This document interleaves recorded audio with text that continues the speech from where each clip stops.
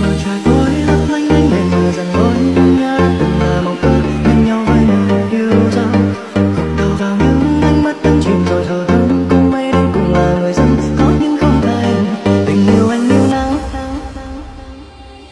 tình yêu anh như